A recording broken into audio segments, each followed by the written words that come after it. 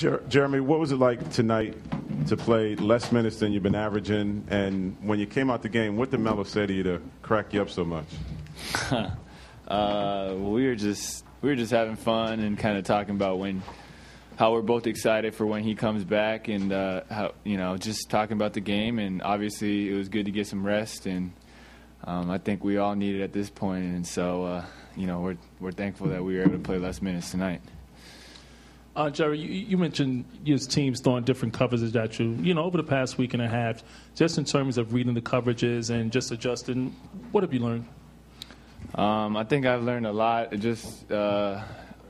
Every coverage is going to be a little different. Obviously, it's something I need to work on because my turnovers are sky high right now. So just got to keep looking at that film, keep picking and choosing my spots, and build the chemistry with the other guys, especially Amari, as we're transitioning with him coming back. Jeremy, I have 3 questions. Sorry, guys.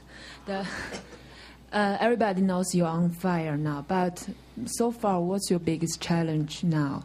And the second one is definitely a huge change around you, but do you feel like you have a change as a person? The third one is before Laker game, the Matt World Peace just talk about you, and he said, now you're a superstar now. You're in New York, and you should change your fashion style. Mm-hmm. You should do a haircut and wear a leather pants and choose a nice shoes. So, what's your opinion about that?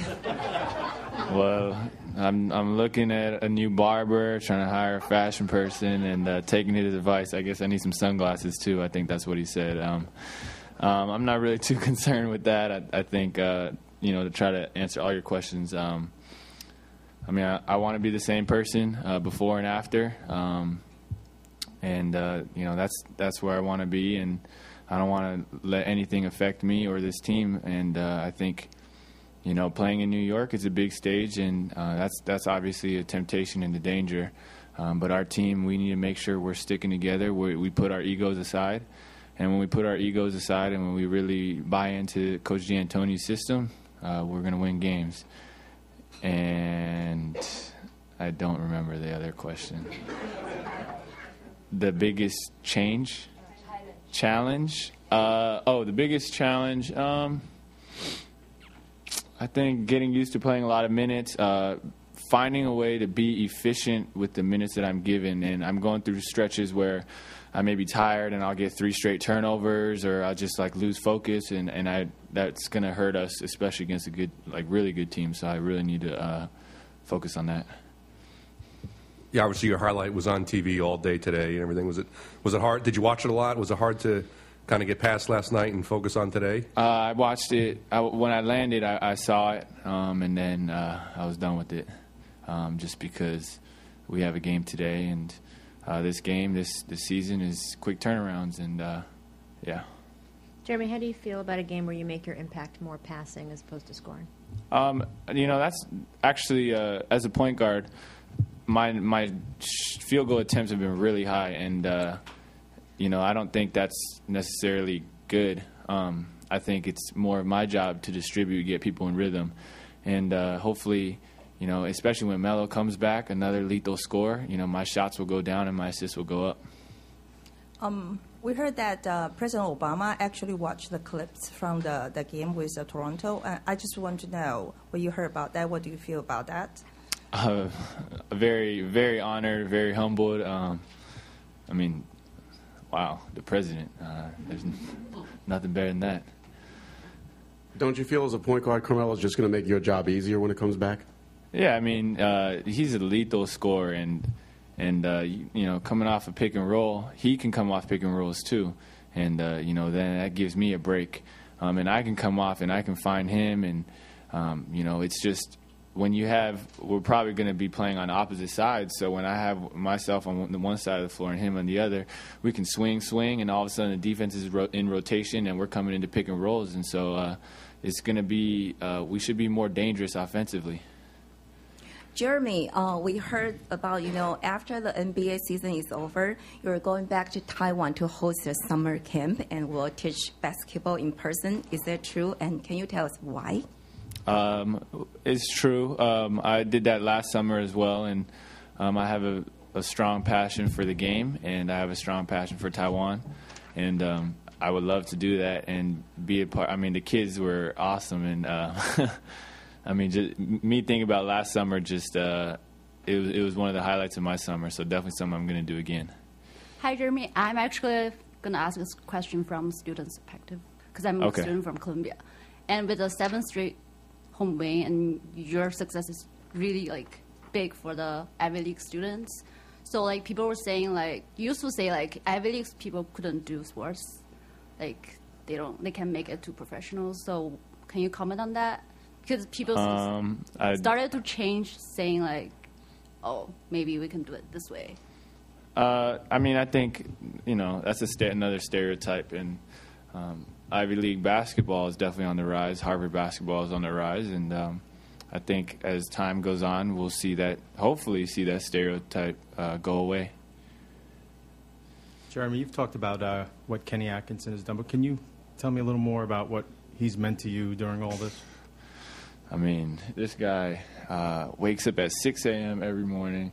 I'll text him after a game at midnight, 1 o'clock when I go home, and then I'll say, hey, can I look at those turnovers? Can I look at the upcoming team, how they run pick and rolls? And he'll have the film ready when I walk into the facility the next morning. When I wasn't playing much, we were working out before practice, after practice. He was picking apart my game, teaching me what it's like to play in Coach D'Antoni's system. And, I mean, I can't say enough about that guy. Jeremy, over here. Back to your right again. How well did you and Landry know each other from Palo Alto, just from when he was there? And how quickly did things establish as a the chemistry between you two here? And does it go back to that a little bit? It definitely goes back to that. I in the summer, I was in Palo Alto, and he was in Stanford. At Stanford, always during the summer, and they always needed extra guys to play. And so I would always play with the Stanford team, and he was kind of the guy that I always contact.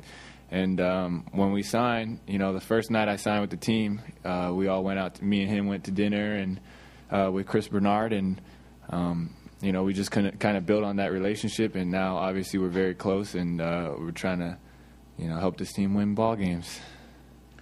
Jeremy, you spoke before about the stereotypes that a player out of Harvard has to work against.